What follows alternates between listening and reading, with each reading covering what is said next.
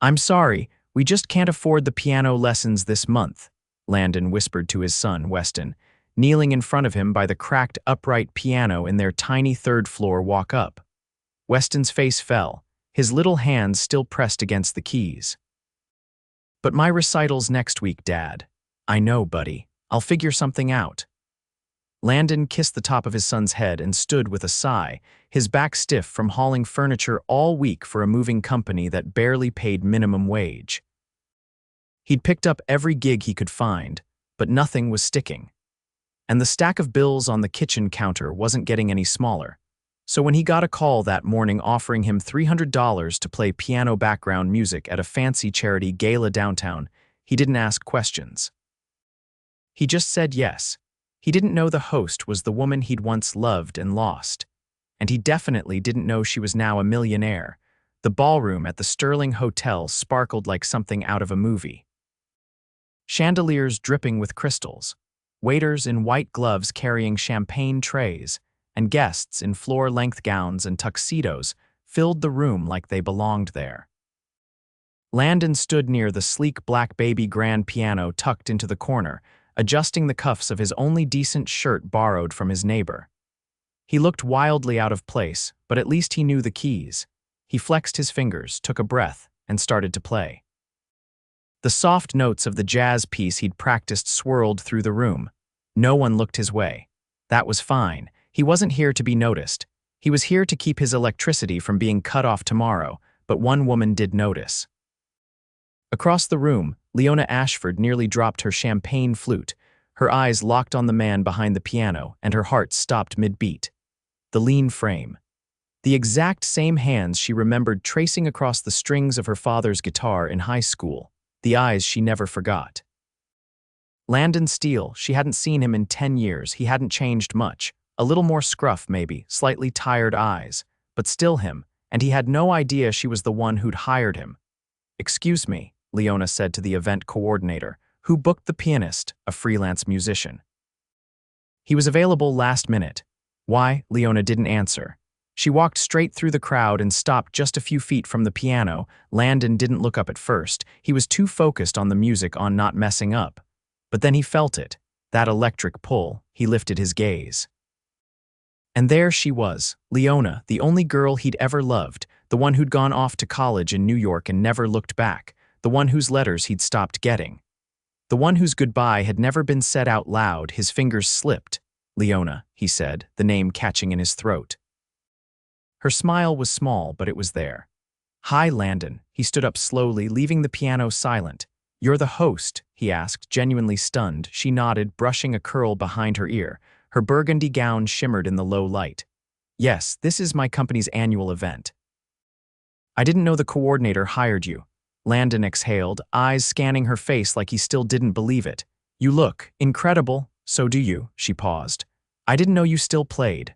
"I don't," he said with a half grin. "Not like this, I just needed the money." Something in her softened. "I'm glad you came." He looked away, suddenly aware of his borrowed shirt. "Yeah, well, $300 is hard to say no to." She hesitated, then asked, "Do you have time to talk after this? Just catch up?" He almost said no. But instead he said, "Yeah, I'd like that." An hour later, the music was over. The crowd had thinned. Landon waited outside in the cool night air, hands stuffed in his jacket pockets. Leona stepped out, her heels clicking against the stone path. She held 2 paper cups of coffee and handed him one. "Still take it black?" she asked. He blinked. "You remember that?" "I remember a lot." They sat on the edge of the fountain in front of the hotel, her coat wrapped tight around her, his jacket barely warm enough for the breeze.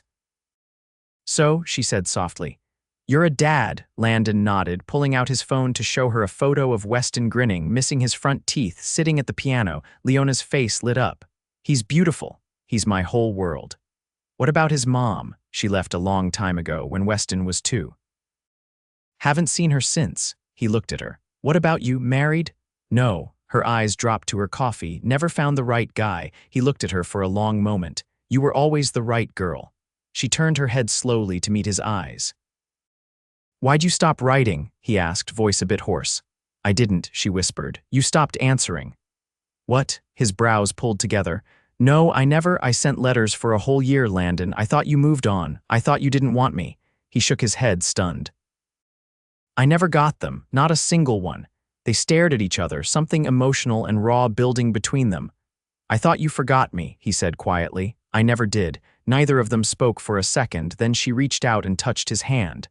I know this is sudden, she said, but can I take you and Weston out sometime, just to catch up? As friends? Landon looked at her hand wrapped around his. Leona, he murmured, I've never wanted to be just friends with you. She didn't let go, and neither did he. Landon watched Weston adjust the bench beneath the piano, his tiny fingers stretching over the ivory keys as he played a hesitant scale. The sound bounced softly off the studio's curved walls. The room was sleek, flooded with natural light from the large windows that framed the Manhattan skyline. The baby grand in the center looked like something out of a museum. He'd never seen a place like this. Leona stood beside the instructor, arms loosely crossed, her expression unreadable but focused on Weston's hands. She hadn't said much during the car ride, just given Weston a warm smile when she picked them up in her chauffeur-driven SUV and told Landon not to worry about directions.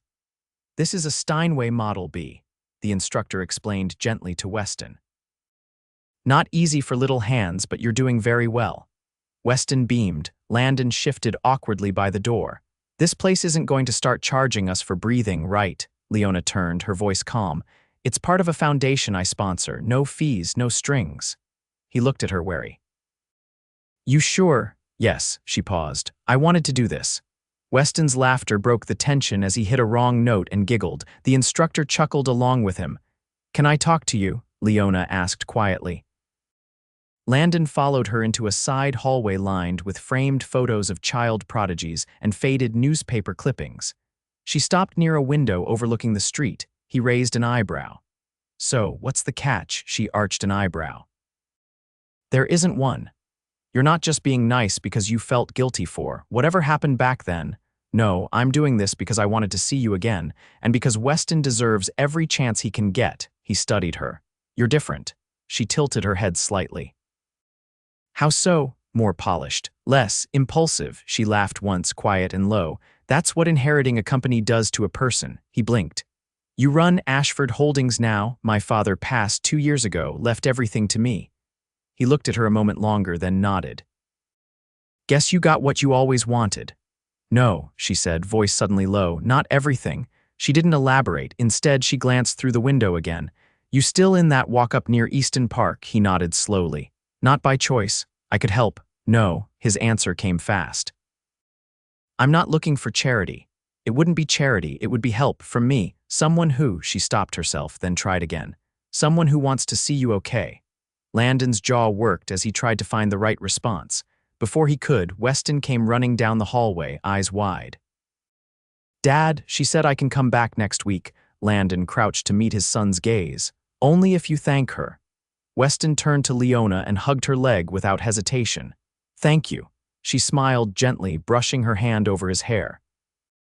You're very welcome. Back in the car, Weston dozed in the back seat. Leona sat silently beside Landon as the city rolled past outside. He cleared his throat. You ever think about moving back, to where we grew up? Sometimes, she admitted. But everything's here now. The company, my staff, the board, it's all tied to this city. You happy? She didn't answer right away. I thought success would make me feel whole, but it didn't. He turned his head toward her. Then what would? She looked at him, her eyes open but cautious. Something real. Someone who doesn't care about the money or the name. Someone who remembers who I was before all this. He stared at her, a strange ache blooming in his chest. That night, after Weston had fallen asleep on the futon and Landon sat alone at their tiny table, the door buzzed. He opened it to find a slim envelope on the floor. No name, just sealed in gold. Inside was a formal invitation. A black tie charity dinner next Saturday, hosted by Ashford Holdings. A handwritten note on the back read, for you and Weston, no piano required, just you. He leaned against the doorframe, staring out into the hall. She wasn't done. And neither, it seemed, was he. Landon adjusted the cuffs of the dark suit that had arrived at his door 2 days earlier, folded neatly in a branded garment bag with a handwritten note attached. You deserve to walk in like you belong." He hadn't responded. He hadn't needed to. The note wasn't signed, but he knew who sent it. Now, standing in front of the gilded doors of the Kingsley Estate's private ballroom, with Weston's small hand squeezed tightly in his, Landon felt the weight of his choice. The boy beside him tugged gently on his sleeve. "Are we late, Dad?" "No," Landon said, straightening his spine. "We're exactly on time." Inside, the room shimmered with soft candlelight and low music. Waiters passed with trays of hors d'oeuvres that looked more like art than food. Weston's eyes widened as he took it all in, but Landon kept his focus on the woman near the far end of the room, standing beneath a cascade of white orchids. Leona wore a tailored navy gown that dipped modestly at the back, her hair swept up in a style that made her look like she belonged on the cover of a magazine. But when she saw Landon, her posture changed. Her shoulders dropped slightly, and a quiet breath seemed to escape her. "I wasn't sure you'd come," she said when they reached her. "You didn't leave much room to say no," Landon replied, his tone even. "I hoped you'd bring him," she said, glancing at Weston. "He wouldn't let me come without him." Weston looked up at her. "Are you really in charge of everything here?" Leona crouched slightly so they were eye to eye. "I am tonight. But don't tell anyone I think you're the real guest of honor." Weston grinned and held tighter to his father's hand. As the evening went on, Leona made no effort to draw attention to herself, though everyone else clearly knew who she was. Executives, socialites, and board members approached her with compliments and subtle requests, but she redirected each one with quiet ease. Landon stood near a tall table, sipping a drink he couldn't pronounce, watching her navigate the crowd with effortless grace. When she finally returned to him, he spoke before she could. "You're good at this," he said. "At pretending I'm not exhausted," she replied, setting her flute down. "I've had years of practice." He studied the way she moved, the way people shifted around her like satellites. "This isn't what I pictured for you," she raised an eyebrow. "No. I always thought you'd end up in a studio painting or photographing wild horses in the desert." "You hated suits." "I still do," she said, "but I got good at wearing them." "Why?" "Because I was the only one who could do what needed to be done." He didn't ask what that meant. He could see the answer in the way she carried the room like someone who'd had to grow up fast and never got the chance to slow down again. Then she reached into her clutch and handed him a folded card. "What's this?" he asked, opening it. "An invitation." "Weston's instructor wants to work with him long-term. I want to cover the cost." He shook his head. "We've been through this." "No," she said, stepping closer. "We haven't been through this. You've been shutting doors before I can even knock." He held her gaze. "Because I don't want Weston to think things come easy. I don't want him to think someone else will always fix it." "And what if you let someone help for once? What if that's the lesson he learns, that help doesn't mean weakness?" He didn't answer. Instead, he looked down at the card again, then at her, and said, "You always used to push me, even when I hated it." "You never hated it," she said softly. "You just hated needing it." He exhaled and folded the card back into his pocket. "Let me show you something," she said, glancing over her shoulder. She led him through a side hallway, away from the music and murmured conversations, until they reached a set of narrow stairs leading to a rooftop garden. The air was crisp, the lights of the city flickering like stars beneath them. "This is where I come when I need to remember I'm still a person," she said. He looked out over the skyline. "It's quiet up here. I wanted you to see it." "Why?" "Because the last time we talked like people, it was under an oak tree behind the high school gym. And I've missed that." He turned toward her. "You're not the only one." She took a step closer. "Then stop acting like I'm a stranger." He didn't pull away. "You're scared," she said. "Yeah," he admitted. "So am I," she whispered. Below them, the city moved on. But up there, with her just inches away, Landon felt something shift in his chest. Not quite resolve, not quite surrender, but something close enough. "I can't promise anything," he said. "I don't have a lot to offer." "You already gave me something," she said. "What?" "You showed up." Rain pelted the windows of Landon's apartment as he paced the narrow kitchen, Weston's school backpack resting on the table beside an open box of cereal. The invitation from the rooftop still lay on the counter, untouched since the night Leona handed it to him. He hadn't told Weston about it yet, Not until he figured out what it meant. Not until he figured out what he was willing to feel. He ran a hand through his damp hair, stopping mid-step when a knock echoed through the apartment. Weston looked up from his drawing at the table. "Dad!" Landon crossed to the door and opened it. Leona stood in the hallway, rain clinging to her coat, her heels soaked from the puddles downstairs. She held a canvas tote in one hand and a folded umbrella in the other. "I know I should have called," she said, her voice steady despite the storm behind her. "You walked here. I took the car, but your street's flooded. I didn't want to sit in the back while someone else got drenched trying to open my door." Landon stepped aside without a word. She entered, shaking water from her sleeves. "I brought something," she said, lifting the tote onto the counter. "It's for Weston." He opened the bag and pulled out a thick spiral-bound music book, handwritten notes in the margins. Weston bolted to his feet, eyes wide. "Is that for me?" Leona smiled gently. "It belonged to the pianist who taught me when I was your age. He passed away last fall. I thought he'd want someone like you to have it." Weston clutched it to his chest like it was made of gold. "Thank you," he whispered. "Why don't you go read it on the couch?" Landon said, nodding toward the living room. Once Weston was settled, Landon turned back to her. "You didn't have to come all this way, I know." "So why did you?" She hesitated, then stepped closer. "Because I needed to know if you were going to keep shutting the door on me."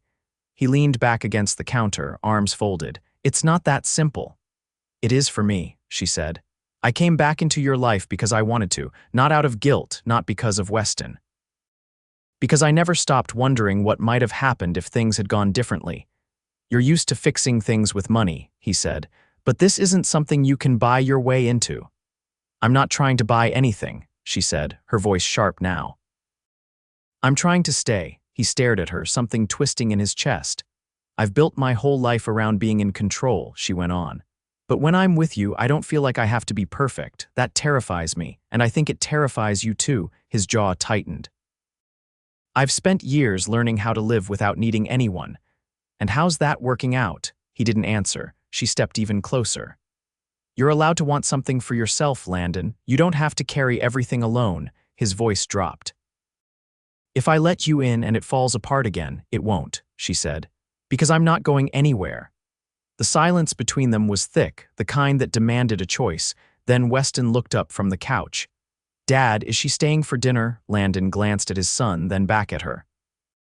"Yeah," he said finally. "She is." Leona exhaled, relief flickering across her face. That night, they sat around the table, Leona helping Weston sound out musical terms from the book, Landon quietly watching them with an expression he couldn't quite name. After Weston was asleep, Leona lingered by the door, coat folded over her arm. "I don't want to push you," she said, "but I also don't want to pretend this is nothing." He nodded once. "Neither do I." She looked down, then back at him. "I'm hosting a private recital next week. Just a few friends and some foundation people. It's nothing formal, but I want Weston to play." Landon hesitated. "He's never performed in front of people before." "I'll be right there with him," she said. "We'll keep it small." He thought for a moment, then nodded. "Okay." She smiled, different than the poised expressions she wore at Gala's, softer, uncertain.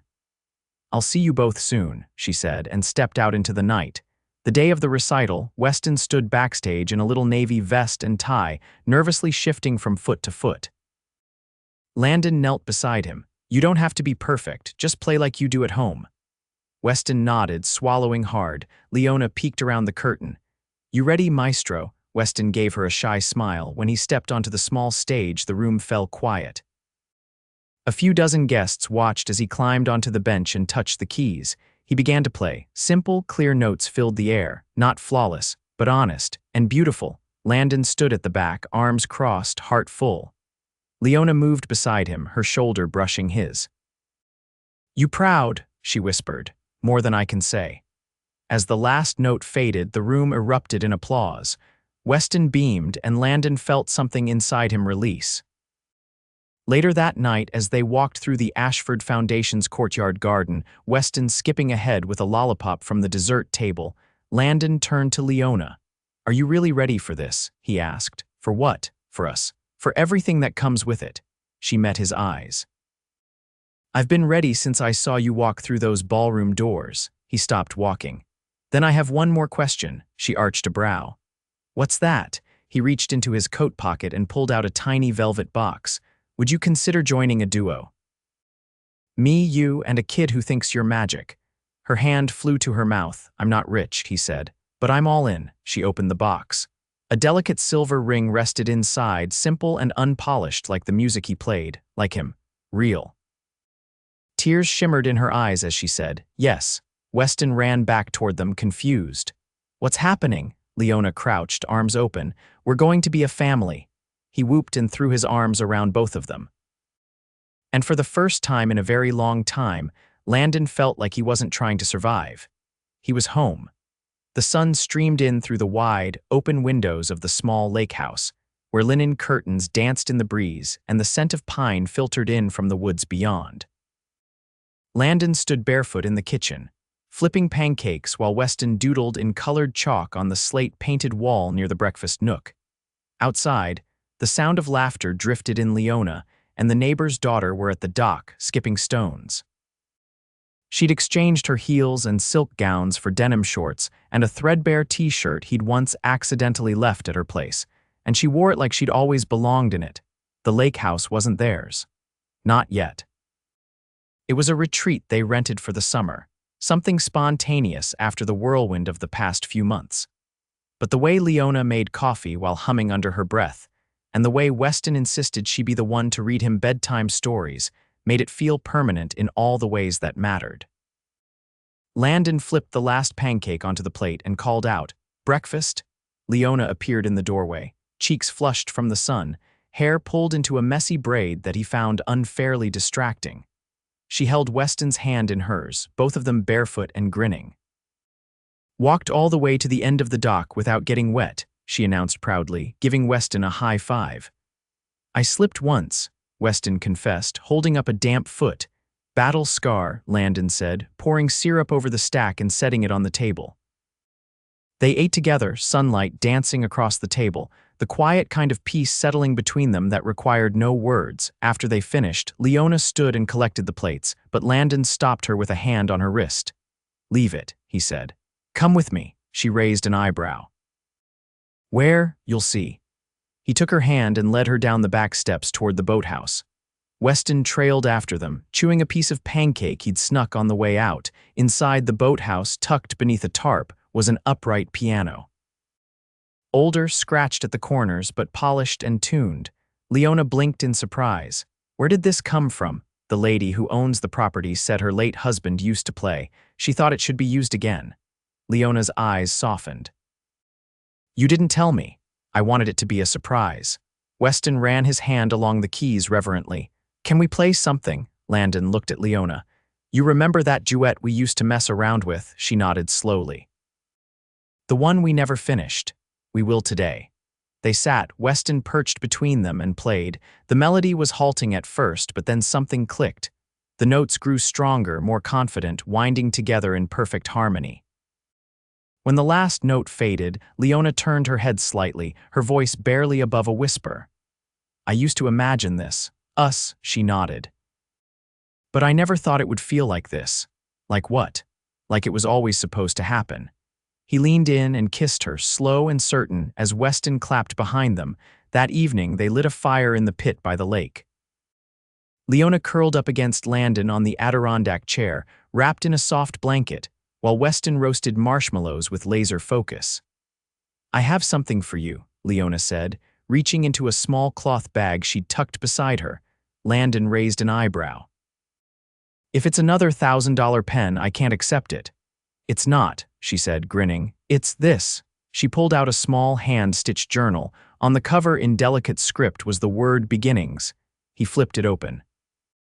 Inside were pages of music, some blank, some filled with melodies written in her handwriting. A few were scribbled by Weston, notes floating in uneven rows. "I want us to write something together," she said. "Something none of us has ever played before." He looked at her, then at Weston, who had marshmallow paste all over his cheeks. "I think we already are." They stayed by the fire until the stars blinked into view, the lake calm, the air cool against their skin. For the first time in years, Landon didn't feel like he was waiting for something to go wrong. He just sat there, with the woman he loved and the boy who made his life whole, and let happiness settle into his bones. Weeks passed. The city remained, with its towers and deadlines and meetings, but they returned to it on their own terms. Landon accepted a position teaching music at a private arts school, not because it paid well, but because it let him be home every night. Weston started writing his own songs and insisted on performing them after dinner, complete with dramatic bows. And Leona stepped back from the boardroom more often, trusting her hand-picked team. She spent her mornings working from the sunroom of their new apartment, one with a piano in the corner and a view of the river, and her evenings wrapped in Landon's arms, listening to the sounds of their life. One night, after Weston had fallen asleep with a comic book draped over his chest, Landon found Leona on the balcony, hair tousled by the wind, a cup of tea warming her hands. "You look like you're thinking too hard," he said, slipping his arms around her from behind. "I was trying to remember what I used to want my life to look like," she murmured. "And I can't remember, because whatever it was, this is better." He kissed the curve of her neck. "It's ours now." She turned in his arms, her voice soft. "It always was. We just had to grow into it." They stood there as the city lights shimmered below, a quiet promise between them. No more waiting, no more almosts, just love, steady and real, together. Always.